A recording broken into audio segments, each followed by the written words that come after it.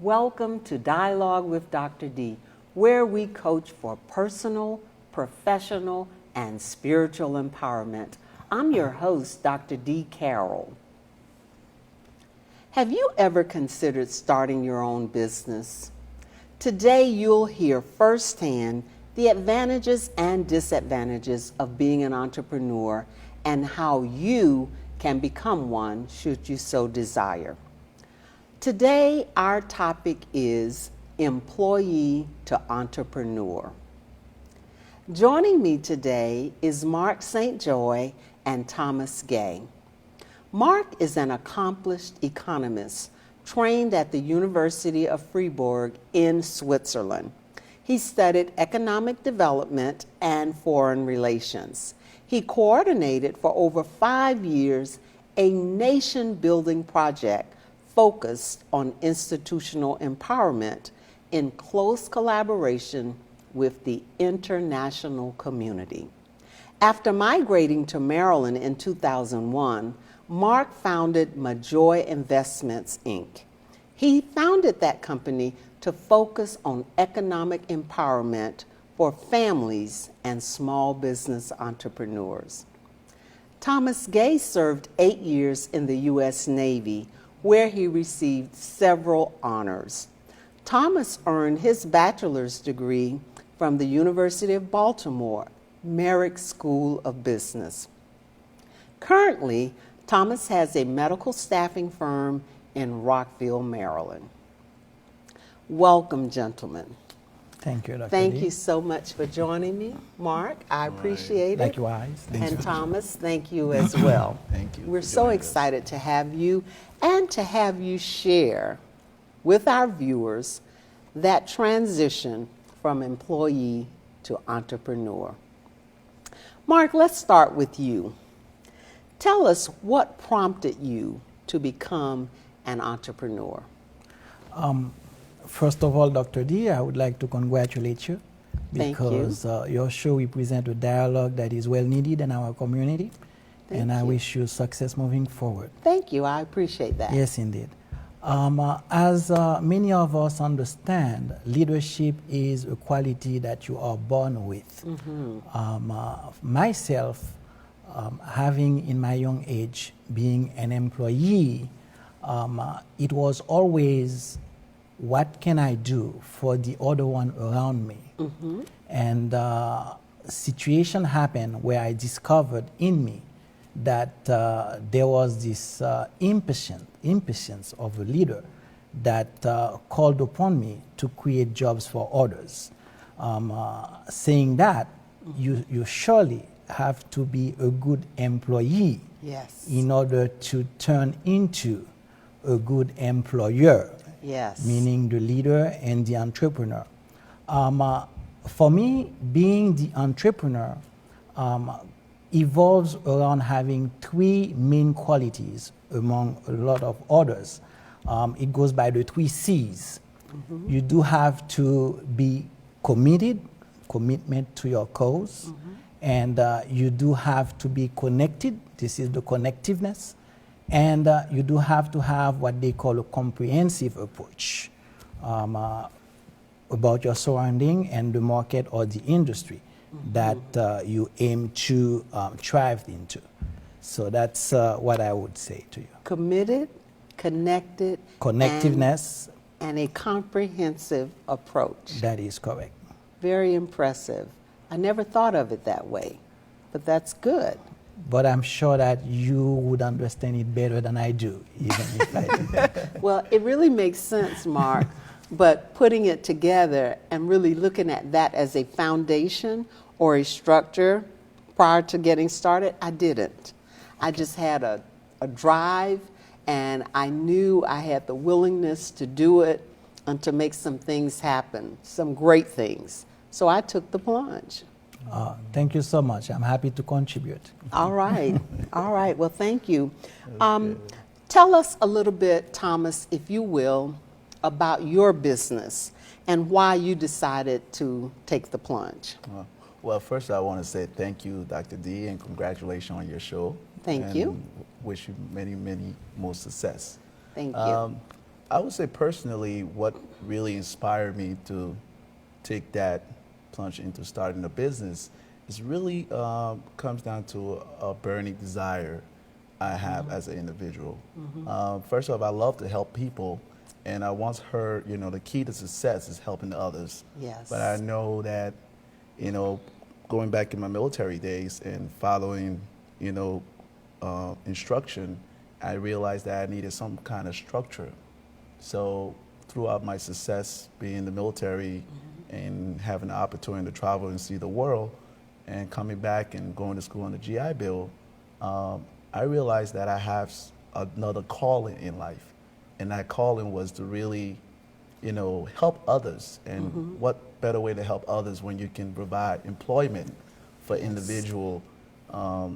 And this is what really inspired me in terms of burning desire, when you can get a call and say, thank you, Mr. Gaye, for getting me a job. Like we recently had a success with a young lady in McDill Air Force Base, got a job, and she was so inspired. She wrote a letter that was really heart touching, knowing that she got a job, and that's really the feeling, that sense of looking after others. Yes. Yeah, it's a burning desire. Well, Thomas, you know that entrepreneurship is not for everyone. I like to think of it as the road less traveled by. You can start up, anyone can hang out a shingle, but really being successful at it takes a lot of commitment, a lot of hard work, a lot of dedication. And the average person is not willing to travel the road less traveled by. They're not willing to get up when they're tired. They're not really willing to work that extra weekend after having done so for 5 straight. They're not willing to deal with the sacrifices that are required to see this thing called entrepreneurship through. What advice can you give people who are really considering entrepreneurship?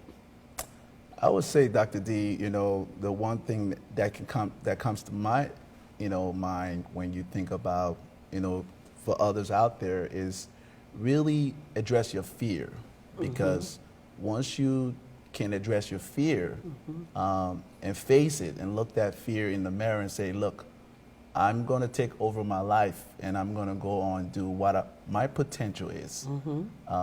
That would be the first advice I give someone. But I know that somehow, addressing that fear, there is a risk where it can cause you so many, loneliness, risk of losing your family, risk of being out there alone and, uncharted territory.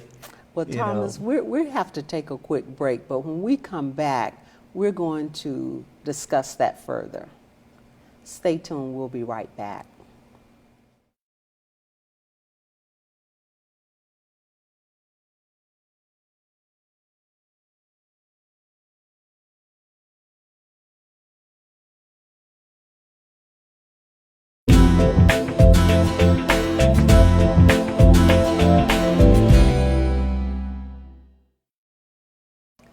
Welcome back to Dialogue with Dr. D, where we coach for personal, professional, and spiritual empowerment.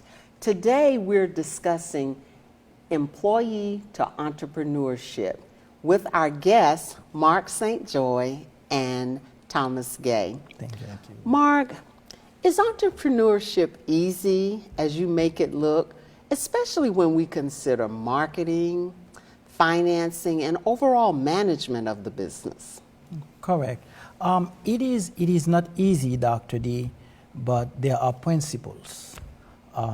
You have to go into a line of business that you are passionate about, because that waking up at 4 o'clock in the morning and going back to bed at 2 in the a.m., if you're not passionate, you will not be able to do that. Right. After that, you have to have the willing to learn and inform yourself.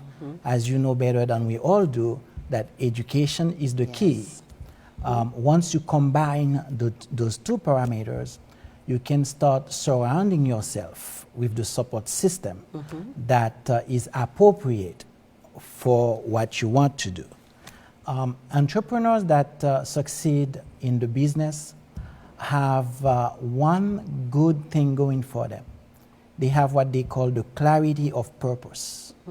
Once you have the clarity of purpose, all what we would say that is waste on the side, Yes.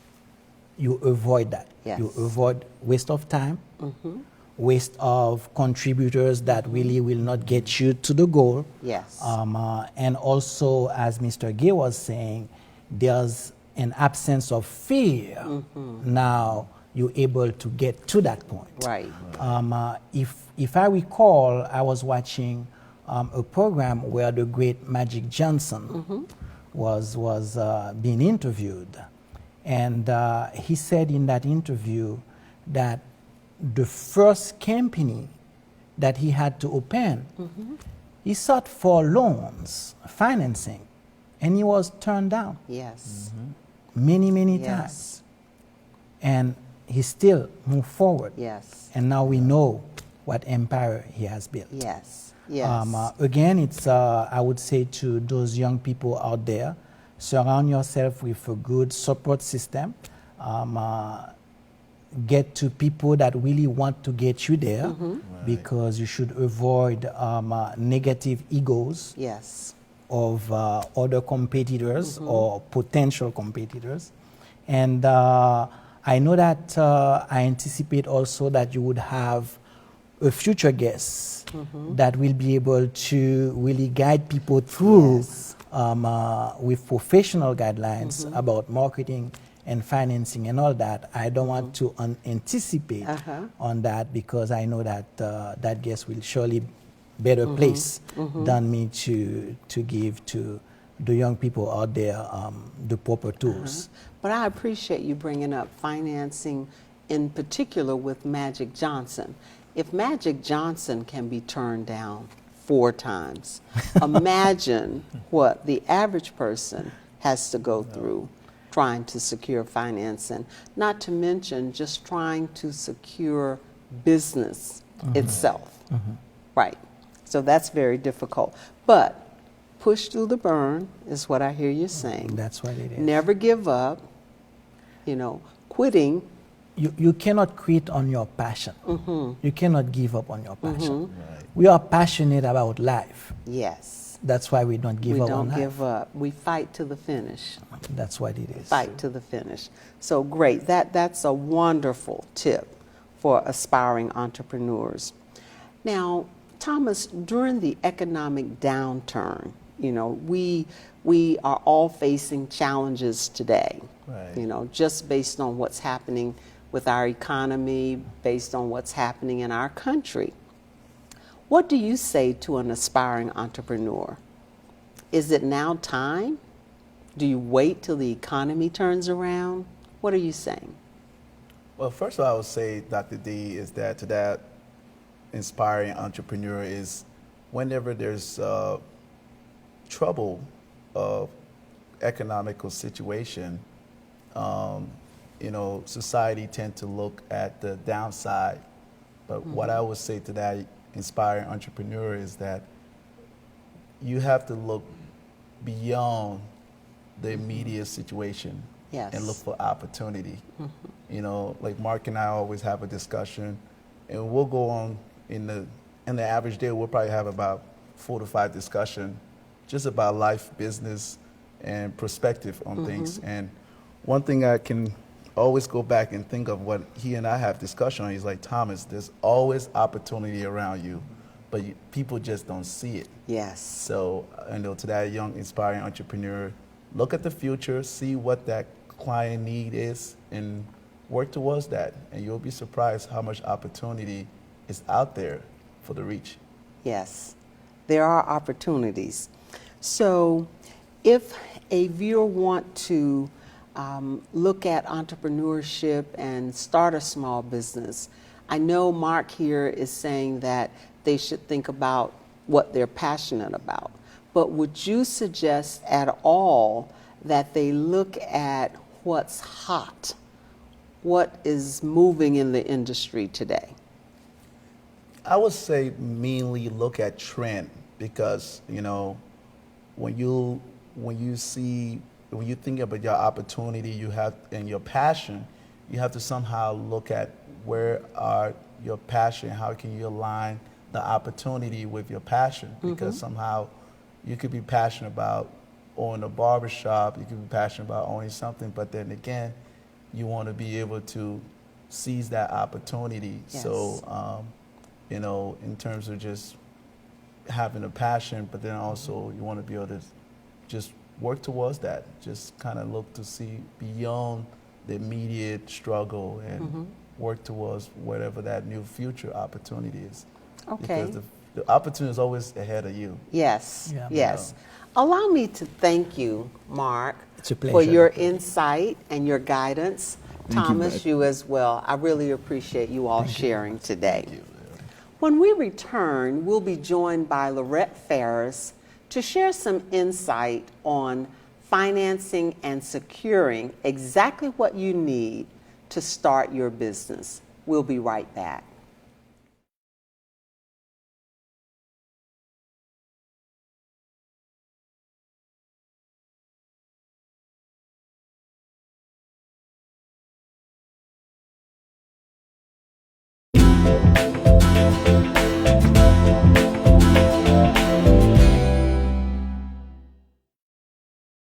Welcome back to Dialogue with Dr. D. I'm your host, Dr. D. Carroll, and this segment of Employee to Entrepreneurship is focused on access to unlimited financing. Joining me today is Lorette Ferris. Lorette is a seasoned business financing executive. She is experienced in risk management and investment banking to include mergers and acquisitions. Today, Ms. Ferris helps small and emerging market entrepreneurs develop capital raising campaigns that are executed through a turnkey back office system. This system is designed for time-challenged executives. Lorette, welcome. Thank you. I am so happy to have you here today.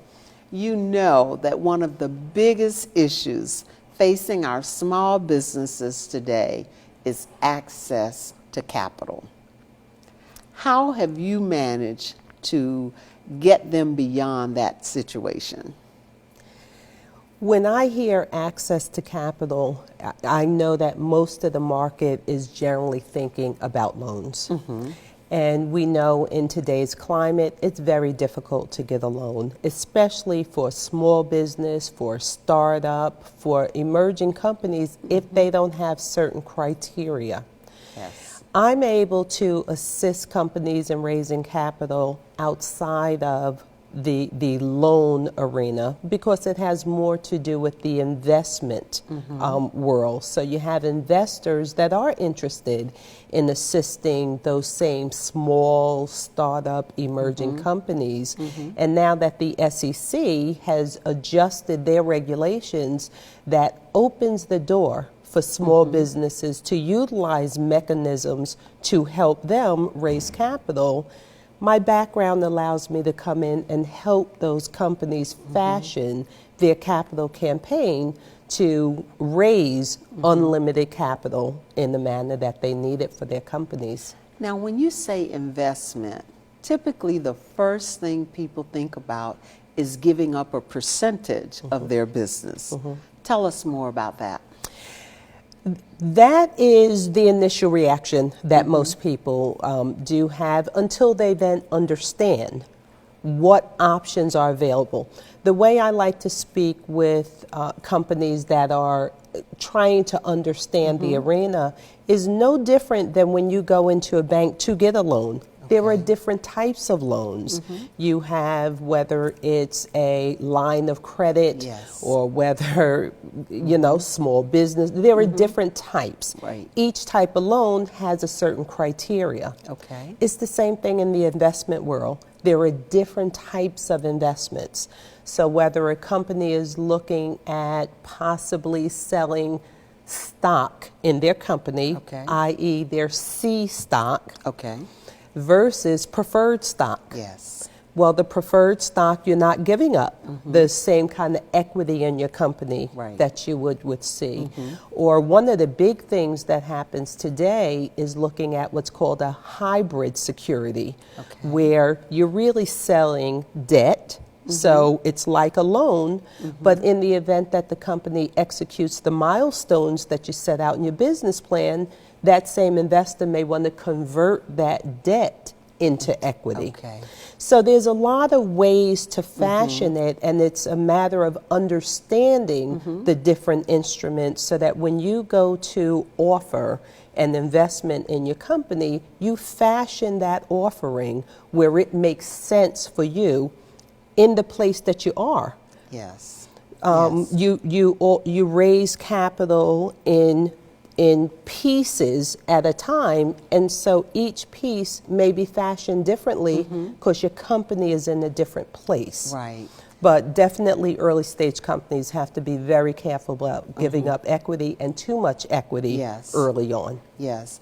Now, I know you've played with the big boys in New York. You know, you did mergers, you did acquisitions. I mean, you were right there in the Shark Tank, I would like to say. Yeah.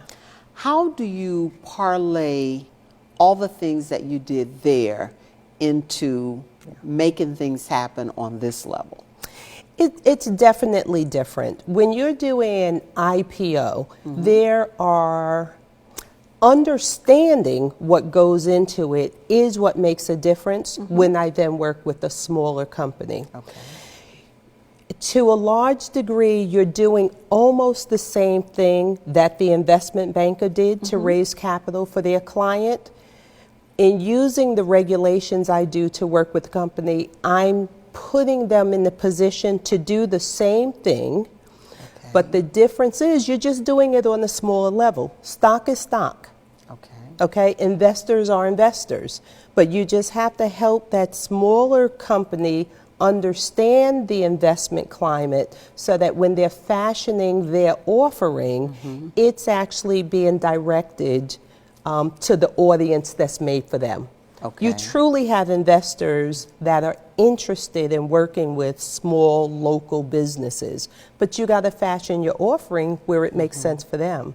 If they can put, $100,000 into a CD and make a certain return, then if you're going to do an offering, you have to do it where it's at least equivalent To that. And it's the same thing that the big boys are doing. You just fashion it for a smaller company. Or a smaller business. Now, on average, what percentage are they looking for the small business to give up or to share in? A lot of times, and again, it goes back to in today's market, you truly have a lot of investors looking at these hybrid securities. Okay. Of course, a startup company, investors understand they may not have anything there. Exactly. So looking for equity isn't necessarily the first thing that they're looking at. What are they looking at? They're looking at the return that they can get on their money. Further, later, down the road. Exactly. Okay. Your investors in a small company understand, I like to call it patient capital. They understand that if they're putting money into this small business, that it's going to take a minute for get that the business return. to hit the milestones it said Okay. it needed to Right. before they're even generating the revenue to come back. Okay. So investors that have an appetite for that young, small company, they understand that they got to be patient, and that's why I use patient capital. Patient capital. I'd not heard that before today. So, Yes.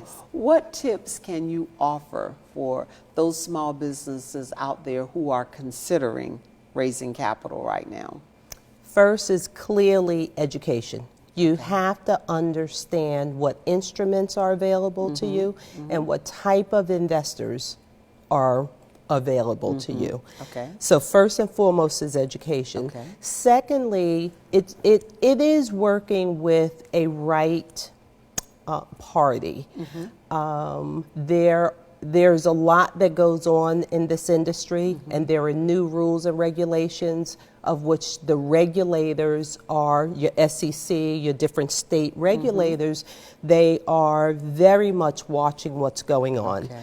So the second tip I would give them is understand compliance that goes along with the raising of the capital. If you Okay. put those two things in place, then you're well on your way to making a pretty shrewd decision on what to Okay. do. Well, I want to thank you for joining me today. I really Absolutely. appreciate the guidance that you're offering to our viewers. Thank you once again. We'll be right back.